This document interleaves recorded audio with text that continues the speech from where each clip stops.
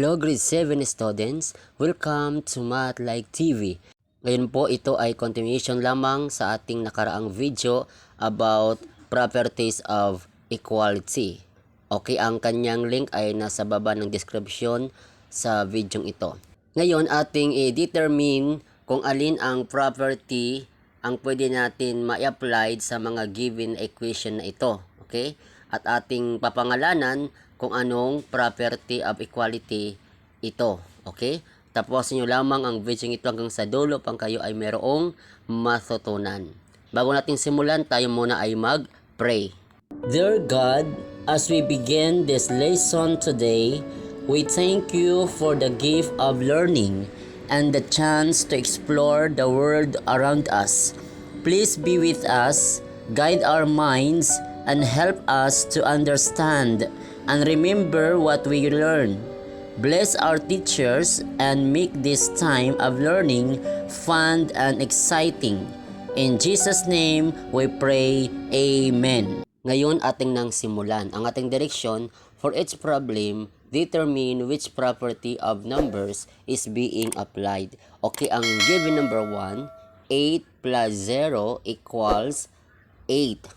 Then, combine na natin 8 plus 0, that is 8, then equals, kopyahan itong 8. So, ito ay addition property. Bakit? Meron siyang 4 plus na 0. Okay? Next, number 2, 1.2 equals 1.2. Okay, ang given na 1.2 equivalent din sa kanyang sarili, 1.2. Ito ay reflexive property. Next, number 3, ang given ay 4 plus quantity 2 minus 3 equals quantity 4 plus 2 minus 3. Okay, dito makikita natin, both side ay meron siyang minus 3 or negative 3. Okay, simplify natin muna. Kopyahin lang itong 4 plus, then inside of parenthesis 2 minus 3, subtract natin, that is negative 1. Then equals, itong inside of parenthesis muna, 4 plus 2, that is 6, then minus 3. Then, itong 4 plus, itong negative 1, change natin ang sign ng subtrahen at ang operation natin ay magiging negative.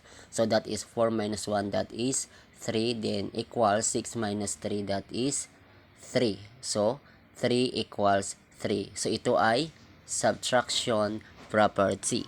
Next, number 4, ang given natin, 2 times quantity 4 plus 6 equals 20.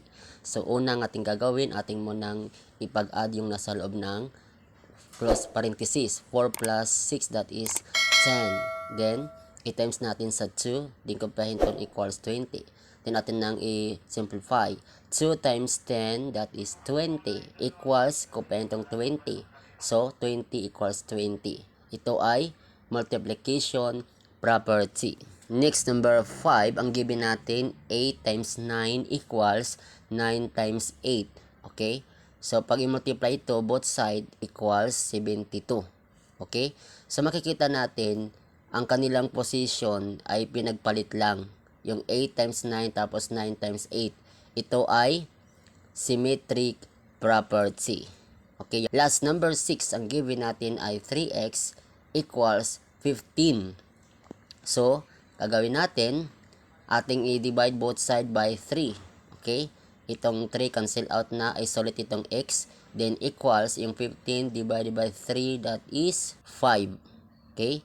So, the value of x is 5. So, ito ay division property. Yan po ka-Math Like TV. Kaya ngayon, kung mayroon kang natutunan, pakipindot naman ang like, at kung bago pa lamang sa akin channel, pakipindot naman ang subscribe, maging ang bell notification upang ikaw ay laging naka-update sa mga bagong video ni-upload sa akin channel na ito.